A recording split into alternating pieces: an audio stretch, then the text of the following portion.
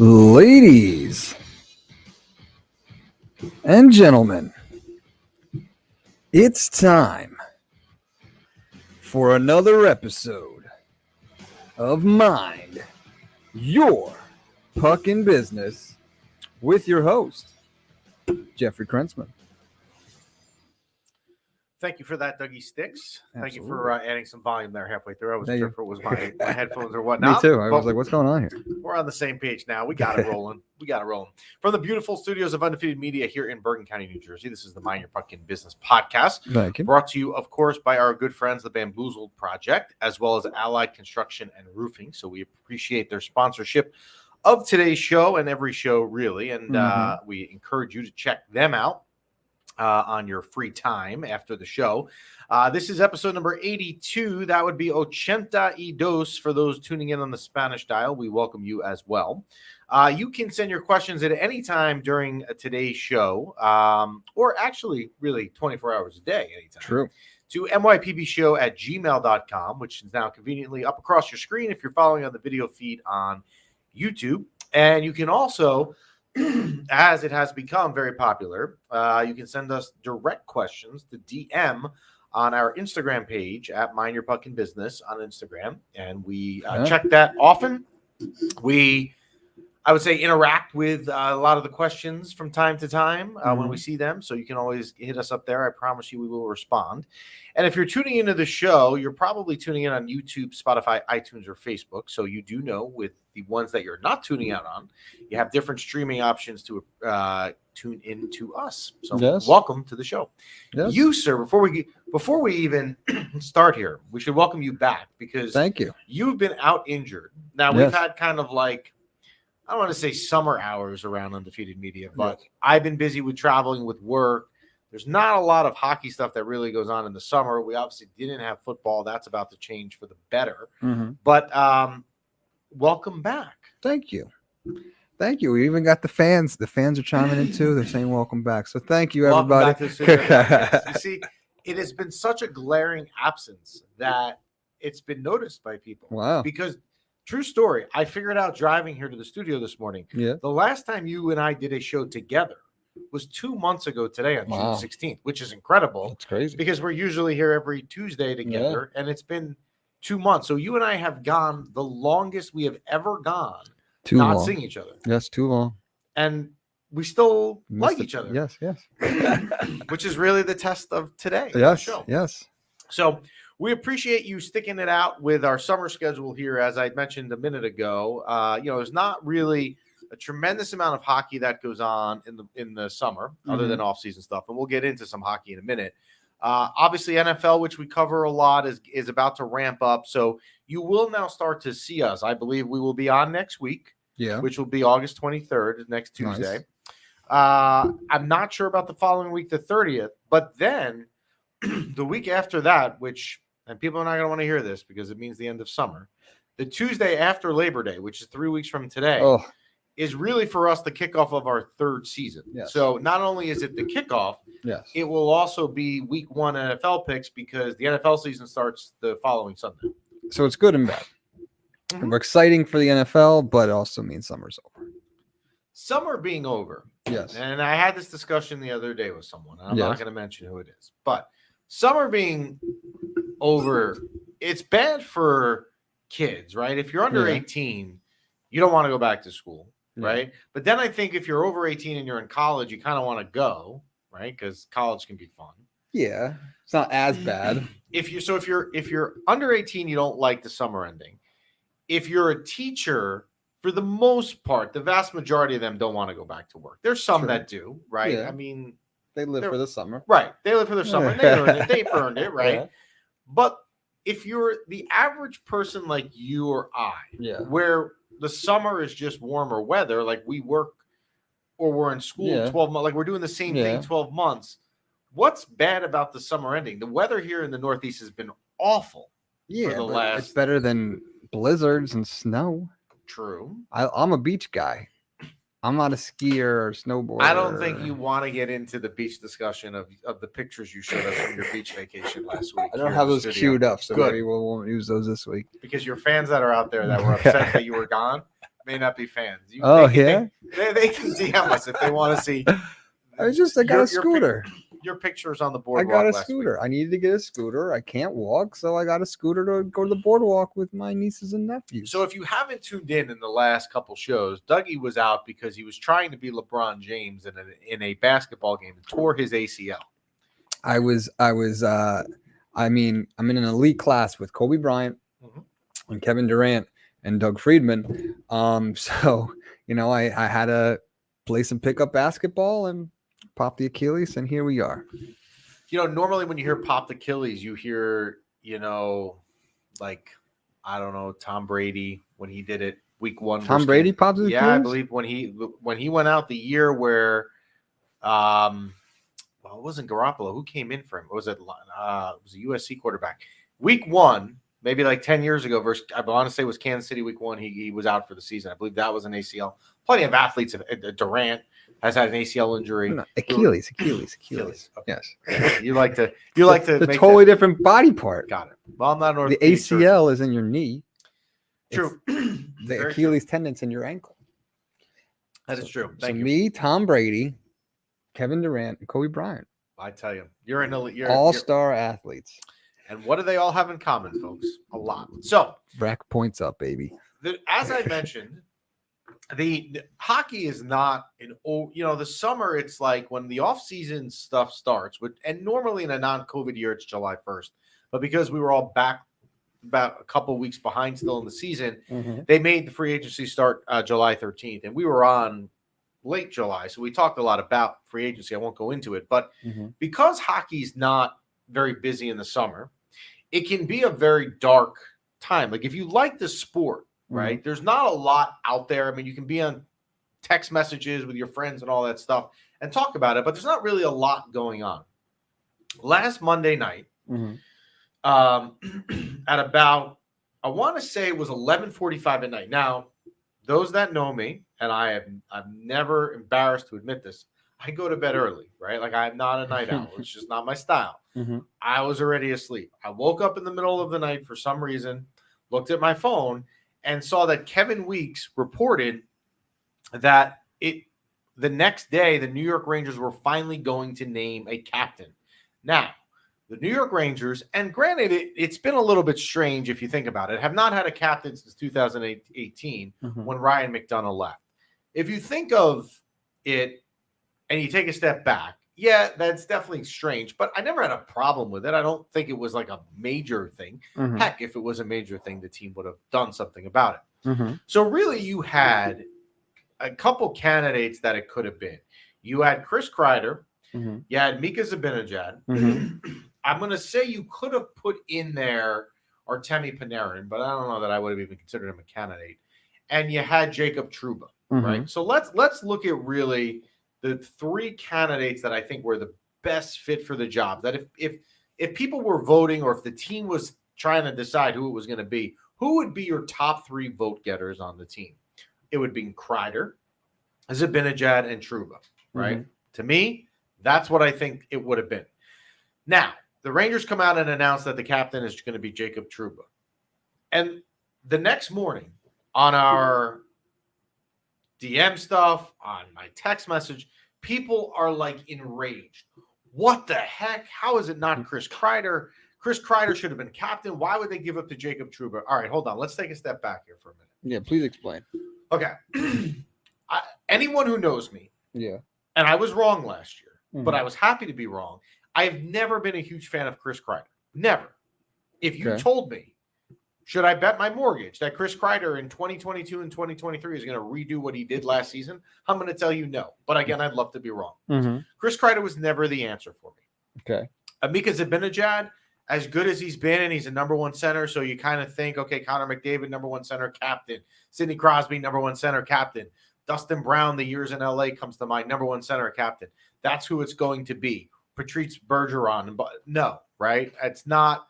I for some reason, Mika Zibanejad wasn't the answer to me. I don't have a problem with Jacob Trouba, but here's what I have a problem with. Okay. This is what I don't like. What don't you like? And this is what annoyed the heck out of me. Yeah, here he comes. Let's go, Jeff. Is that people don't know? A captain is not just stuff on the ice, what we see. Yeah. It is always about stuff in the locker room that we as the fans do not know, do not see. And we don't know all of the criteria that management is going to sit there and use because we don't know that. It came out. Now, I don't know if it's true, but it probably would make sense that it is, that Jacob Trouba in the Pittsburgh series, when the Rangers were down 3-1, came and had a players-only meeting, did all this stuff in the locker room that you would expect a captain who has the C on the jersey to do, did, right? So to me, if that's what he's doing behind closed doors, which maybe Chris Kreider is not, maybe Mika Zibanejad is not. Again, we don't know. But if it's true that that's what he's doing, then he should be the captain of this team. People want to rush to judgment and say that the criteria for a captain is that Chris Kreider scored his career high in goals, put the C on his jersey. How could it not be Captain Chris Kreider? You don't know what Chris Kreider does in the locker room. The only people that really could say who should be the captain or not is the team, is the organization. We don't know what goes on behind closed doors. So everyone last week that's going ballistic, blowing up our things, blowing up my phone on last Tuesday morning. How is it not Chris Kreider? I really wanted it to be Chris Kreider. Why would it be Jacob Trouba? Jacob Trouba with, penalties in the playoffs, which granted were bad, and I get that. But it's just, you don't know. It's more of what you don't know that goes into the team making the decision on who the captain was. So people need to chill out. Also with Jacob Trouba, I have another theory here. Oh, yeah? Right? Jacob Trouba is, well, this is not a theory. This is a fact. Jacob Trouba is not going to be here in 5 years, right? He's not. Okay. He's not going to be here in 10 years either, but he's not going to be here in 5 years, the way it's going to work. This is probably a bridge to me to get to Adam Fox or Lafreniere as the captain, right? Because 3 years from now, when Trouba's not here probably, and it's got to go to someone else, the young guys that you would expect to be here long-term, Fox for sure, and Lafreniere for sure. I'm not drinking that Kool-Aid I've read from or seen people drink lately. But to me, it's really, this is a bridge that down the road, the captaincy of this team long-term is going to either be Alexis Lafreniere or Adam Fox. So people need to chill out to think that, well, Chris Kreider scored over 50 goals. How is he not the captain of the team? That's not what goes into being the captain of the team. True. So very true. So I'm going to can you pull up, there's a comment there, the second one, which is exactly what I just said. And Chris, thank you for writing that in. That fans don't know behind the scenes stuff that makes your captain your captain. It's exactly right. It's exactly what I just said. Chris gets it. But people are just looking at stats and saying, well, you know what? If he's a number one, if he's playing number one left wing and he's scoring a lot of goals, he should be your captain. No. That's not how it works. I'd rather my captain be a guy that's addressing the team when they're down 3-1 to Pittsburgh and having a players-only meeting and obviously saying something. Now, we don't know what specifically was said, but saying something that worked because, as we know, the Rangers came back to win that series in 7 games and go on and beat Carolina and be 2 wins away from getting the Stanley Cup. So congratulations to Jacob Trouba on being the captain of the New York Rangers. Nice. I think, to me, I'm fine with it. But again, I don't know that it matters as much as people think. I think it got a lot of press because this happened when there's not a lot of other hockey stuff going on. No, I almost would have maybe rathered if I was the Rangers. I don't know why they didn't do this. They could have announced this like 3 days before the home opener versus Tampa in October. Yeah. And it wouldn't have, it would have gotten press for like a day, but you would have been so like geared into season previews and all this stuff. To announce it on like a random Tuesday morning in August, I don't know. Yeah. I'm sure there's reasons why they do it that way, but yeah, I'm not. So true. We'll see. All right. So we're going to have in a minute, Johnny Lazarus should be joining us from the Believe in Rangers podcast that he does, which is awesome. And as well as NHL Network. You've seen him on the Third Period, which was a show that they did in the the postseason, where they had like a live studio commentary of all the NHL postseason going on. So we'll have to talk to Johnny about that when he comes on. So one other thing with the Rangers, to me, that I would like to see them do, and Chris, who I know is watching, probably knows about this, is I would like to see them still re-sign Tyler Mott. As far as I've been told and I've been following, I don't think he has been re-signed. I think he was valuable on the penalty kill. and he would fit the Rangers cap. So I do know that he's been drawing interest. It came out the other day that I knew he was drawing interest from a bunch of teams. I'm sure the Rangers are included in that, but we will talk to Jonny Lazarus, and I see he's right on cue, on time as always. We'll bring in Johnny. Let's see him. Johnny, can you hear us okay? Yeah. What's going on, fellas? How you doing? Good. Happy summer. How's it going? I'm bored. I'm not a huge baseball guy, so I'm trying to force myself to watch the Mets, but it's just not the same. I need October to come very soon. I'm sure we were literally just saying that hockey is so slow in the summer that it's painful. Mm-hmm. We kind of gravitate to whatever comes out. So let's start with what we just talked about a minute ago, and I'll see if you agree with what I just said, and I'll fill you in if you weren't listening. Let's go to the captaincy thing. It was amazing to me how many people lost their mind that it wasn't Chris Kreider. We don't know what goes on behind closed doors. That's what I want my captain to be. I don't have a problem with it being Jacob Trouba. I really don't. I think it's a bridge maybe for a couple years since Trouba's not going to be here, probably 3 or 5 more years to maybe get to Lafreniere or Fox as the captain. Were you okay with it being Jacob Trouba? Yeah. I mean, there should be no reason why nobody is okay with it. Did I want Kreider to be the captain? I think most Ranger fans. So I'm just turning on my do not disturb here. I just got a little ding. I don't know if you guys heard that. Okay. I think just after the year Kreider had, it just felt so fitting for him to wear the captain or wear the C, I mean. And listen, I've been preaching on this for the last week or so, but a year ago, Ranger fans were very love-hate with Kreider because he wasn't all that consistent. He hadn't had a 30-goal season. And the Rangers were always very committed to him, and he never really, not that he didn't come through and perform, but he never really took that next step. And I think most people would have said Trouba would be captain a year ago, but after this explosive year that he had, it's almost like, how could you not give Kreider the captaincy now?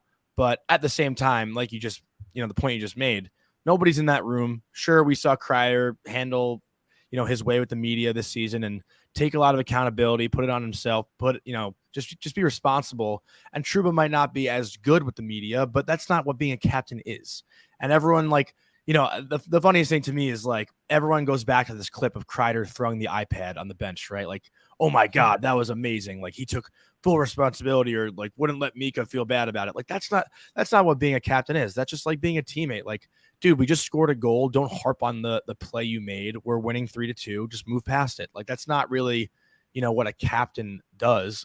What a captain does is come into the locker room, when you're down 3-1 in a series and everyone's heads down and you think you're done and out of it, and you call a players meeting and you lead the meeting. And that's apparently what Trouba did. And not many people knew that. I didn't know that until that story came out. So, when I first heard Trouba was the captain, I was like, I see it. I think it makes sense. I think he represents the team and the city very well. And I think that kind of changed my mentality after physically seeing it.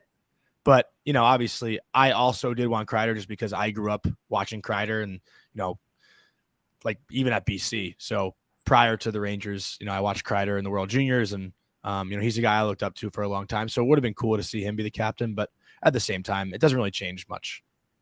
So I said the same thing as you did, which is that, look, we didn't know about the story with after game 4 with Pittsburgh. And if he's doing those kinds of things, that's captain material to me. Mm-hmm. And to what you said, your point about him being inconsistent, I have been on the hate side of Chris Kreider every year. I mean, I know right. I have not been a fan of Chris Kreider. And I would not bet my mortgage. And I guess it's not fair to say that he's going to score over 50 again, because that's probably too high of a mark. But would you really be surprised if he went back to the Chris Kreider of 2 years ago? No, right? I mean, we wouldn't. We don't want it to happen. But I don't know that I would be surprised. I wouldn't be sitting here shocked if he went back to the Chris Kreider from 2 years ago. But and as someone wrote in, and Doug, if you want to put it up, if Kreider was captain material, he would have been named a long time ago. And that's probably true also, right? If he was, if anyone really was for that matter, I'm sure management in the last, since 2018 would have done it. Mm-hmm. So let's ask you some off-season stuff, because, this is not really the prime time for Jonny Lazarus on our show. So it's nice to have you on the summer. But we'll have you for a Ranger preview show in a month or two. So let's talk about some of the stuff. I think you had said with me last time you were here that we figured Strome was gone, right? I mean, we didn't really think he was coming back. I thought it was a foregone conclusion. And I think he really was someone that a lot of Ranger fans in the beginning of the year were like, oh, you know what? We need to resign him. And then by the end, it was hard to even find anyone that said the amount of money he's going to get in the market somewhere else, we should be giving him here. So The change now is bringing in Trocheck. If I were to do a comparison, Ryan Strome versus Trocheck, who do you like better and why? It's like all recency bias, right? Like Vinny Trocheck, great player, hard-nosed guy, add some speed to the lineup, can finish, can play the net front. Ryan Strome, I also was a fan of Ryan Strome. I happen to really like him. His playoff performance, he was hurt, obviously, so that kind of takes away from everything he's done. But I really thought he was going to step it up and help get this team to that next step. Like I said prior to the playoffs, if the Rangers are going to go far, it's Ryan Strome that's going to have to be the X factor. And, not that he was terrible, but he wasn't as good as they needed him to be. And Trocheck, I do like his game. His size is, say what you want. Size doesn't really matter as much in today's NHL as long as you can skate and keep up with the pace. And I think that's what Trocheck really does. He adds speed to that top six, which Strome's a good skater, but I wouldn't say that he's fast by any means. So I'll take Trocheck's skating and his forechecking over Ryan Strome and his faceoff percentage over Ryan Strome pretty much any day of the week. Plus, Trocheck can kill penalties. He can also play in the power play. I don't think he'll be on the first power play unit, which I think everyone seems to think he will, just because a lot of people, I think, have this image that he's coming in to replace Ryan Strome when they're two completely different players. Like, who's to even say that Trocheck and Panarin might even click, right? Like, there's a chance that those two might not even play that well together. So I don't even know what's going to happen. I think they might try some different things out. Obviously, Trocheck, kind of is coming in to be that second line center, and he obviously should be. But the question was, do I think Trocheck's a better player than Strome? And as of today, yes, I do. And I do think Trocheck fits this roster better than Ryan Strome does. Okay, so we had this discussion last show that we did back in July, and it was trying to figure out now where people are going to play. Obviously, you have Kreider and Zibanejad on left center, first line. You probably got Panarin and Trocheck, same spots on the second line. So the question has become, who's playing the right wing? At what point here?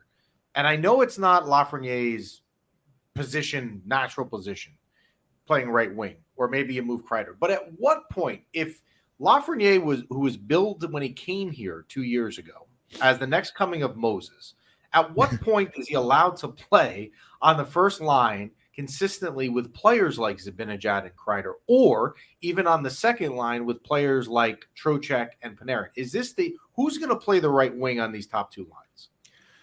So I think I have an unpopular opinion about this. I think that Lafreniere is going to be in the first line with Kreider and with Zibanejad. We saw it a little bit last season. I think there was like a 10. That's what I want. I just want to, but that's what I would like also. So if it's an unpopular opinion, I like it.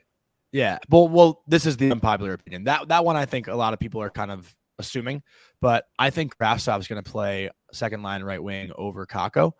And listen, it might not be what everyone wants to hear or wants to see, but Kakko is a heavier player than Kravtsov. I don't think he brings speed to the second line, but then again, Hedl and Kakko have formed this, some sort of chemistry on that kid line that we saw in the playoffs, and I think they might benefit from one another. So why not keep Kakko and Hedl together and bring Kravtsov up with Panarin? They're two Russian guys. They, might be able to click over that bond, and Kravtsov can shoot the puck, and Panarin will be able to find him. Kakko, sure, he can shoot too, but is he really known for his shot?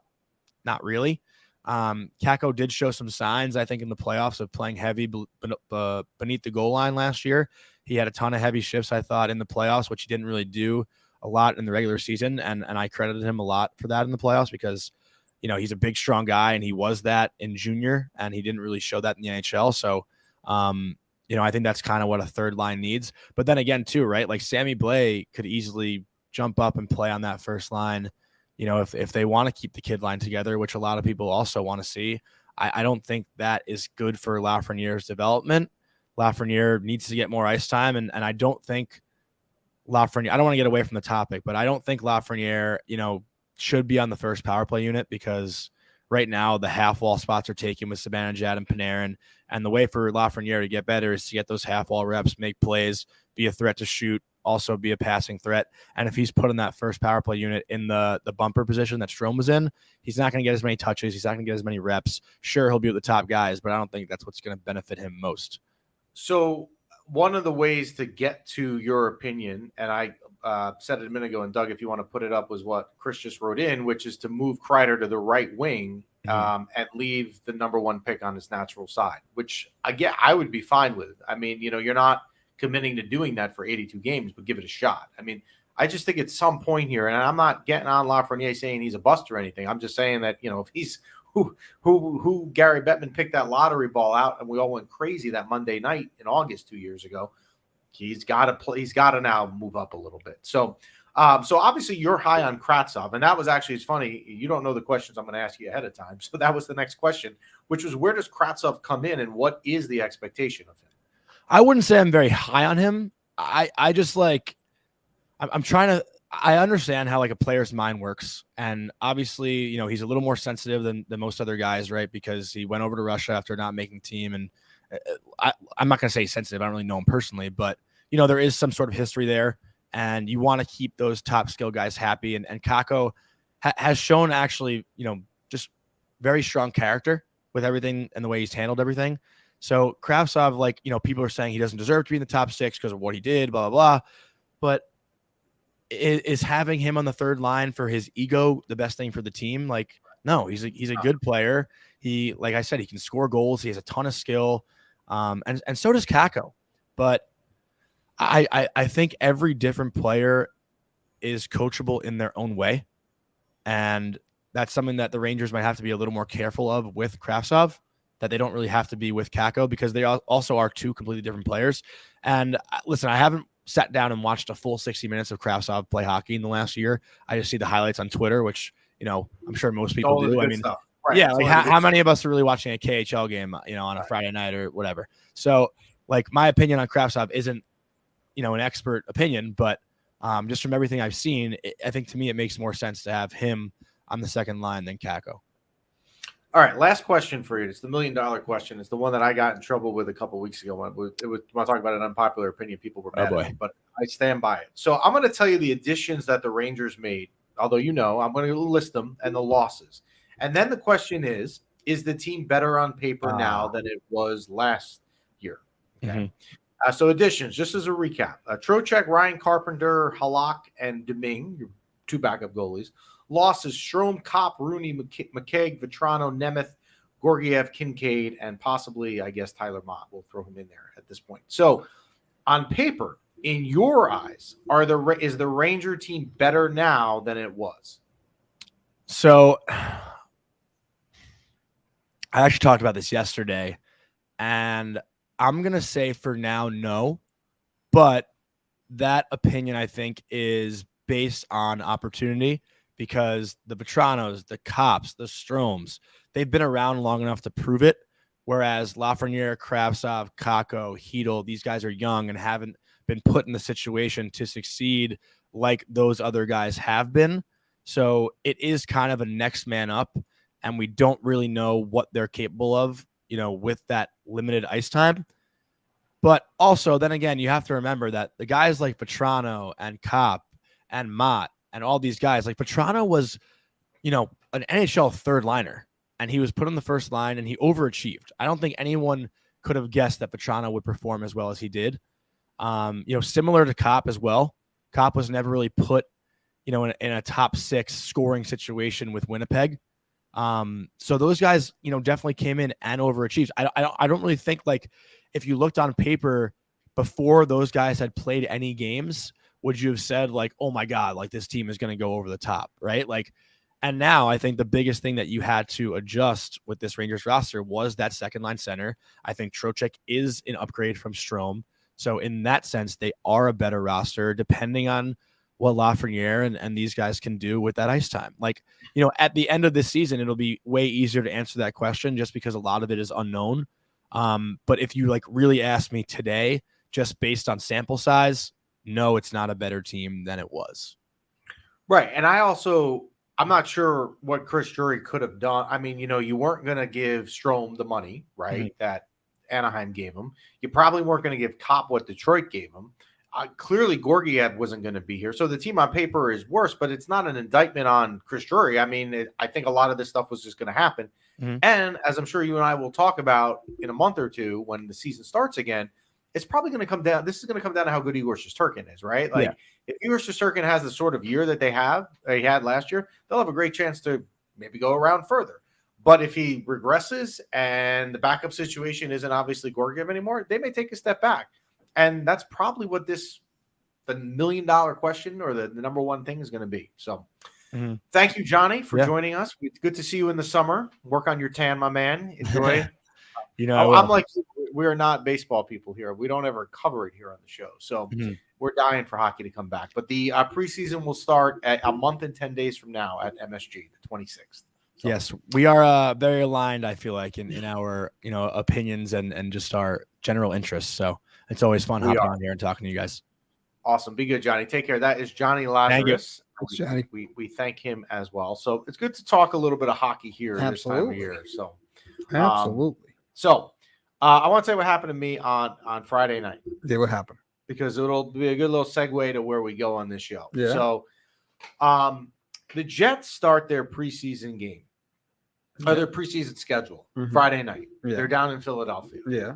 Now, I don't watch preseason football, and most Sundays in the fall, we have a million things going on with the kids that, like, I'm following on my phone, and I'm half following the Jets and Giants, but I'm also half following my fantasy teams, right? Yeah. So I put on the Jets game in the second quarter because we were sitting down. I'm like, you know what? It'll be nice to watch football, even if for just a couple minutes. So I put on the Jet game, right? And I guess I missed it, but 2 plays prior, Zach Wilson, another one of this like Alexi Lafreniere, Moses billing type guy, goes down injured. And if you watch the replay, he goes down really scrambling and he's untouched. So everyone thinks the worst, right? ACL, the way he went down. Now, I want to get on. I'm not calling out people in general. I don't do that. And honestly, I don't remember the names. But when that happens, the first thing you do as a football fan or a Jet fan or just a sports fan, right? This is what I do. I go on to Google and I type in Zach Wilson because Twitter's all over it. It went down. And people are saying, okay, Zach Wilson is serious injury. Now, obviously, at that point, it happened 5 minutes ago. You don't have an MRI, right? You don't know what's It's going all speculation. Yeah. It could be really serious or it could be nothing. No one really knows. But the way it looked was serious. So instantly, Twitter blows up to say, well, now Zach Wilson, if he's out long term, the Jets are going to make a phone call and get Jimmy Garoppolo, who's got to still get traded from San Francisco, right? Now, not a bad move. Thank you. We didn't rehearse that. Here's my point. Not a bad move. If I'm a Jet fan, and I'm not getting – look, Zach – why are we getting him anyway? Thank you. Why are we getting him anyway? Zach ain't ready. Thank you. So I said, as I'm watching Twitter blow up with, wow, the Jets coach Saleh came from the 49ers. There's the connection. I guess his offensive coordinator on the Jets now was with him in San Francisco when he had a couple good years. It makes perfect logical sense. So I say to myself, look, if Zach Wilson doesn't tear his ACL, which some people are saying maybe he didn't, shouldn't we be saying as you? Shouldn't we be going to get Jimmy Garoppolo anyway? And now I know long term, if you're a Jet fan, right, Zach Wilson better be the answer because he was the second overall pick. Yeah. But I'm talking for the 2022 season, which is about to start. Yeah. Right? Would I feel more comfortable with Zach Wilson as the quarterback or Jimmy Garoppolo? Jimmy Garoppolo, 100%. It's not even a question. It's just even debatable. Yeah, it's not even debatable. And like he needs that like guidance. Jimmy Garoppolo was under Brett Favre, right? Or Aaron Rodgers. He was under Brady, I believe. No, he was under Brady. Brady. He was under Brady. Yeah, excuse me. Sorry. He was under Brady for like 10 years. Yeah. So now Zach could be under Jimmy Garoppolo for a year or two. Okay, so now let's go with this timeline on Friday night. So now, then he has more time to hang out with the moms. That's true. We won't get into that. We're a family show. But so now I'm reading on Twitter everywhere. The Jets will make a phone call. They should inquire. And again, my reaction is the exact same as yours. Like, if he's hurt, they're going to reach out. Shouldn't we reach out anyway? So now this is what's wrong with the world. Okay. Well, there's a lot that's wrong with the world, but this is one thing, right? Okay. What's that? 20 minutes later, you type in Zach Wilson in Google and you see what comes up in Twitter. And all these sites that are like, I don't know if they're looking to get fame or they're looking to get noticed, are coming out. Zach Wilson confirmed torn ACL, right? I mean, these legitimate people Confirmed. saying it 20 minutes after the fact, like football sites that probably are like, just trying to get some views. Some dude sitting on his computer in mom's basement. Zach Wilson tears ACL, out for season. There was one Jets dealt damaging blow as Zach Wilson will miss the entire season of his second NFL season. So now I'm reading this. Now, again, I don't buy into it because I know it would have been very hard to get an MRI in 15 minutes. I mean, this literally happened 15 minutes ago. So the next day, on Saturday, the Jets confirmed that he's only out 4 to 6 weeks. They escaped, and I say that in parentheses, they escaped a major injury blow would have been the season. Well, the funny thing, sorry to cut you off. The funny thing is they say it's a minor surgery. It's only like, what minor surgery do you do that only lasts 2 weeks? And on I just got a surgery. It's going to last me like 6 months. So but my thing is this, and I appreciate you saying it because you just led right into what I wanted to say. Why does Zach Wilson have to get hurt for them to get Jimmy Garoppolo? Now here's maybe the counter argument, which is, look, if the Jets drafted a quarterback second overall, the intention is in his second year in the NFL is he's not a backup. I can buy that. But what did you see in year one, or what experience did Zach Wilson have? Exactly. If I remember correctly, there was a game with Zach Wilson, I want to say it was in October, before he got hurt. He had one really good game. Yeah. And then he had the game as well where he had like 4 interceptions, maybe against Cincinnati or something. The Jets schedule, and we'll get into football more in a couple weeks here. The Jets schedule in week 1 through 9, the first half, is awful. It's got to be the hardest schedule in the NFL. So if I have now Zach Wilson out for 4 weeks, right? Yeah. Joe Flacco is leading the charge. He's still on the Jets? Yeah. That's probably who your starter week 1 is going to be. Let me read you the Jets schedule. All right. The Jets open at home versus Baltimore. Okay. Probably a loss. Yeah. Baltimore's not who they were, but they're still the better team and they still have Lamar Jackson. So they go Baltimore week 1. Then week 2, they go at Cleveland. Now, the thing with that is you don't know if Deshaun Watson's playing. Probably not. But you're clearly underdogs in week 2. You're underdogs in week 1 already. You're a 6-point underdog at home. So week 1 and 2. Week 3, you're home versus defending AFC champion Cincinnati Bengals. Oh, that's an easy one. They beat Cincinnati last year, actually on Halloween. I'm pretty sure I remember that correct, but probably a loss. The Cincinnati now with Burrow is a lot different. That's a much different team than they were.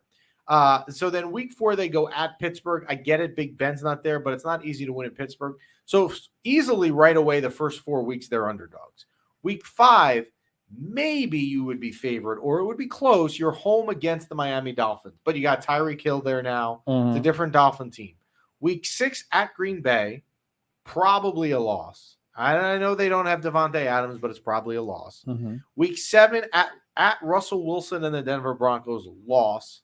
Week 8, New England at home. New England's not good. They could win that game. Week 9, home versus Buffalo. Those first 9 games, again, I'm going to repeat this. Baltimore, Cleveland, Cincinnati, Pittsburgh, Miami, Green Bay, at Denver, New England, and Buffalo. That's rough. Yeah, I mean, would you rather Zach Wilson be there for you or Garoppolo? Well, here's the thing. Even regardless of the injury, it's not like Zach Wilson had a season like Lamar Jackson. Thank you. Or or Kyler Murray. Like these or guys, Burrow these guys, these guys started and then like Mahomes. Impacted. Yes. Like Zach didn't really have much of an impact. You can say Zach and Danny Dimes are kind of similar. Yes. So I was about to say that one thing, and I said this once with Danny Dimes on the show, and someone wrote something like I was saying something terrible, and I wasn't. And what I said, I'll say it again because I don't think it was bad. It wasn't. Whatever. I said that with Daniel Jones. Look, good quarterbacks in the NFL don't usually come from Duke, right? It's just a fact. Yeah. I mean, their basketball program feeds in RJ Barrett and all these guys. But what good football players in the NFL come from BYU? I don't know. I don't know. I don't know how they find these guys. What the logic is. Apparently, Danny Dimes is friends with the Mannings. I don't know. But would you now look? You're more of a. I think you're more loyal to the Jets than I am. Like I root for them, but I think with you, like that's your team, right? Am I right? Both. I like the Jets and the Giants. I'm an odd. Okay. But if you let's say you were, because you and I were talking about this before here. Yes. Let's say you had Jet season tickets, right? Yes. And I was going to give the Jets my money to go spend 10 Sundays at MetLife Stadium watching what I want to see is the best product on the field. Yes. Right? Yes. Would I rather right now is the better product for 2022 Zach Wilson or Jimmy Garoppolo? It's Sam Darnold. Yes. Well, you love Sam Darnold. No, I just why do we get rid? That's a whole other discussion. If I'm the Jets or the Giants, how are you going to let Jimmy Garoppolo just sit out there and not grab him? I mean, it's not like Zach Wilson or Daniel Jones have done anything as outstanding. Jimmy Garoppolo has, There was he has some stats. There was a hot take. I don't know if you saw by Emily. What's her name? Not Emily Kaplan. She's the maybe it was Emily Kaplan on ESPN the other day that had a hot take that by the end of the year for the Giants, Tyrod Taylor will be the starting quarterback over Daniel Jones. Again, we'll get into football in a couple of weeks, but if that was the case, I would not be surprised at all. I'm not. I mean, Danny Jones not doing anything spectacular. So, like, you should have been before even Zach Wilson got injured or that play even happened. You should have been looking at Jimmy Garoppolo. What we will have to discuss when we do like NFL when it starts, and I think this is a very hard question to answer. Okay, but I think it maybe will be helpful. You and I need to figure out what is the bar set at for New York football this season. Like, obviously, it's not a Super Bowl for either team, but what is really what is a realistic expectation? 3-4 wins again for both teams. Yeah. I mean, how does this keep happening? I don't know because they don't.